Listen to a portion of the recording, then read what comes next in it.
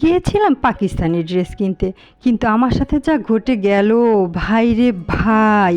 আসসালামু আলাইকুম প্রিয় দর্শক, হ্যাঁ আপনারা ঠিকই শুনেছেন, গিয়েছিলাম পাকিস্তানি ড্রেস কিনতে, কিন্তু ভাই রে ভাই পাকিস্তানি ড্রেসের যে এত দাম যে আমি না আর কিনতেই পারলাম না। কারণ আমি তো ভাই গরিবস, আমার মতো গরিবসদের পক্ষে কি এত দাম দিয়ে পাকিস্তানি ড্রেস কেনা সম্ভব? তাই ভাবলাম ক্রোকারিজের দোকানে গিয়ে নিজের সংসারের জিনিসপত্র কিনে নিই। তো যেই ভাবনা সেই কাজ, চলে গেলাম ক্রোকারিজের দোকানে। ভাই রে ভাই, এখানকার জিনিসপত্র দেখে তো আমি পুরাই টাসকি।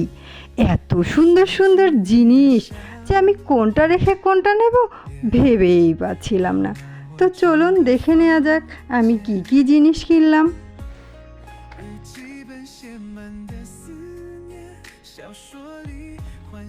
আমি এখানে কিনেছি কিয়ামের একটি প্যান। হ্যাঁ, এটিতে আমি সব ধরনের তরকারি রান্নাবান্না করতে পারবো, সবজি, মাছ, মুরগি, রোস্ট সব কিছুই করতে পারবো। কতই না মজা হবে বলেন তো বন্ধুরা। তারপর আমি আরও কিনেছি একটি এমজিসি ব্র্যান্ডের ক্যাসেরোল।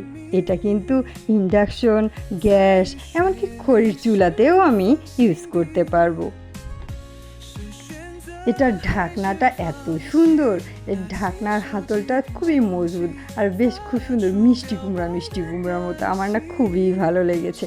আর এর যে হ্যান্ডেল দুটো, এই দুটো কিন্তু একদমই অ্যাডজাস্ট করা, মানে ভেঙে যাওয়ার কিংবা খুলে যাওয়ার কোনো চান্স নেই। তার জন্য আমার খুবই ভালো লেগেছে। আর এটাতে কিন্তু তেলও অনেক কম ইউজ হবে, কারণ আমি তো ভাই গরিবস মানুষ, আমাকে তো একটু কম খরচের চিন্তাই করতে হবে, তাই না বলেন তো? কম তেল ইউজ করে মজার রান্না করব, স্বামী সন্তানরা খাবে, শ্বশুর শাশুড়ি খাবে, আত্মীয় স্বজনরা খাবে, কতই না মজা হবে বলেন। পাকিস্তানি ড্রেস কিনে তো একদিন পরেই ভাঁজ করে আলমারিতে রেখে দিতে হবে, আর এইগুলো আমি সব সময় ইউজ করতে পারবো। আমি কিন্তু সুন্দর ইউনিক ডিজাইনের কাপড়ি সেটও কিনেছি। এগুলোতে আমি গরম গরম চা খেতে পারবো, মেহমানদেরও দিতে পারবো, কতই না ভালো হবে বলেন তো বন্ধুরা। আর পাকিস্তানি ড্রেস কিনলে কি আর তা হতো?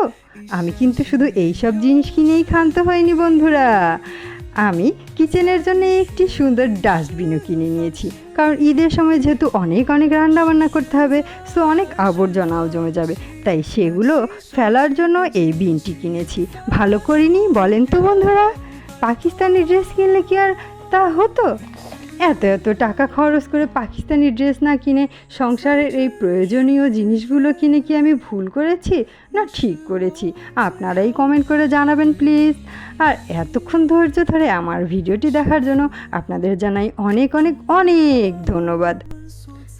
আমার ভিডিওর কোনো অংশ যদি আপনাদের একটুও ভালো লেগে থাকে, তাহলে প্লিজ আপনাদের ফ্রেন্ডস এবং ফ্যামিলির সঙ্গে আমার এই ভিডিওটি শেয়ার করে দেওয়ার জন্য অনুরোধ করছি। আর সবাই অনেক ভালো থাকবেন। আল্লাহ হাফেজ।